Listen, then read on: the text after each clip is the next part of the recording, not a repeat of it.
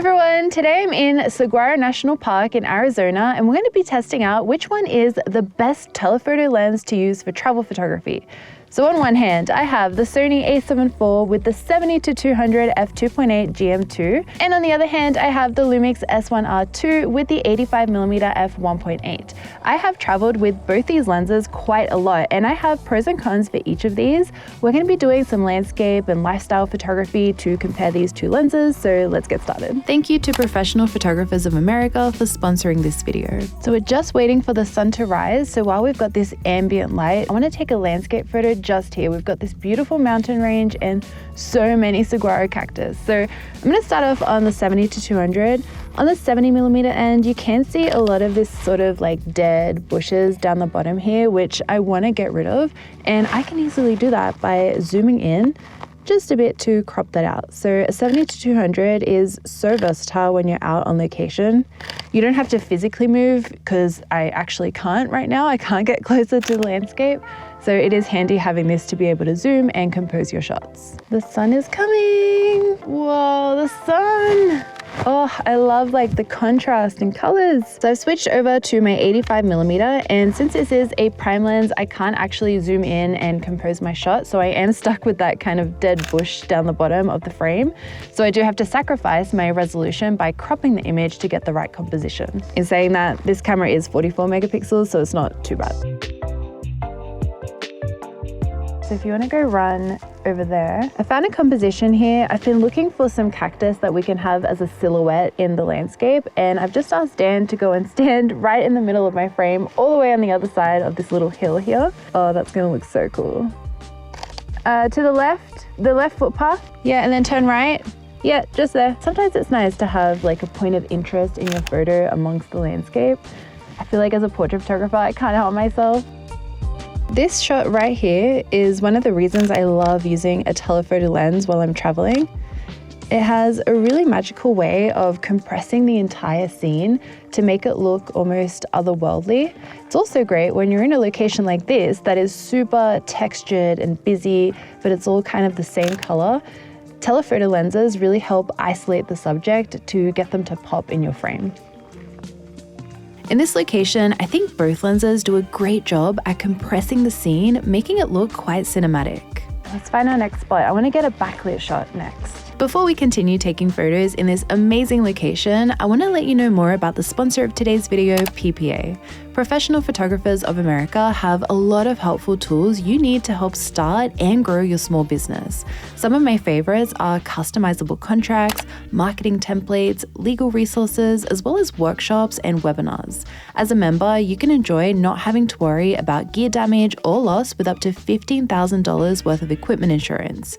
You'll also have access to events like Imaging USA, which I went to this year, to connect and learn from other photographers. So if you want to join PPA, make sure to use the link in my description to get a discount on your membership.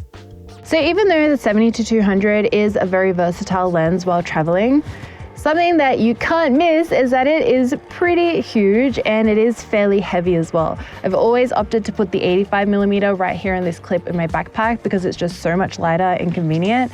And this one I prefer to hold while we're out here shooting because it's just a bit too heavy to have here on my shoulder.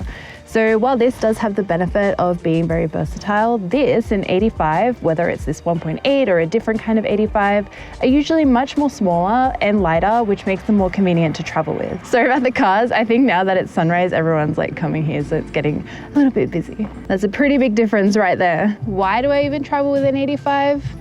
This is why. There's a big difference. You know what I like? I see something. Ooh, okay, we finally have the sun popping up behind one of the mountains, and this is where I love using my 70-200, specifically the 200mm end. So right now you can see just a lot of layers here in the scene, and that's because I'm nice and zoomed in. It's gonna exaggerate those layers. Oh, I just love these cactus that have the light hitting them, and then having that dark background?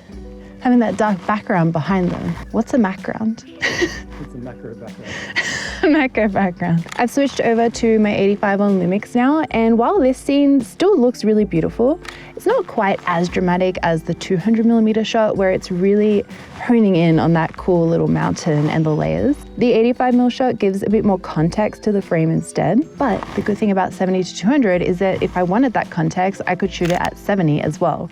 But I got the extra option to also shoot it at 200. Speaking of having options, while you can zoom with the 70 to 200, with the 85, you have the added benefit of a faster aperture. I can shoot wide open if I want a soft, dreamy look to my photos with lots of bokeh, but I also have the option of stepping it down to f2.8 like the zoom lens, or even more if I want a sharper image. I do like capturing travel photos with lots of bokeh and separation sometimes, so for me, I love having the option of being able to shoot at f1.4 or f1.8. This is also helpful in low light situations. When I'm traveling, once it's dark, I pretty much don't use my 70 to 200 anymore, and I only rely on my faster primes to be shooting at night. So this right here is another instance of landscape photography where I want to isolate the subject. So I'm seeing this emoji looking cactus right over there. It's got like the perfect arms, and it's got beautiful backlight hitting right into it as well. So it's got like an outline of light. It's so stunning. Unfortunately, like on an 85, it looks pretty cool, and I'd probably be able to crop into my image a little bit right here. But again, this 200mm, let me switch over. So here I am at 70, but if I zoom right into 200, there, we've got all the attention on that beautiful cactus. It's like a portrait of a landscape. A portrait of this little saguaro.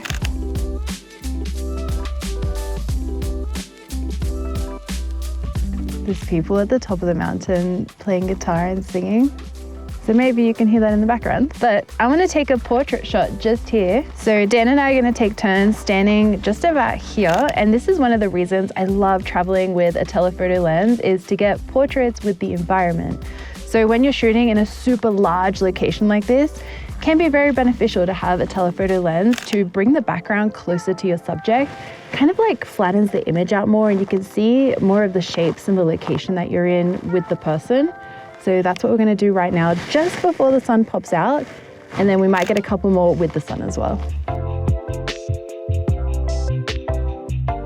The sun has finally come out, so I'm going to take a couple more portraits of Dan just standing in the same spot. This time we're going to have that separation between the subject and the background because of the backlight that we're working with.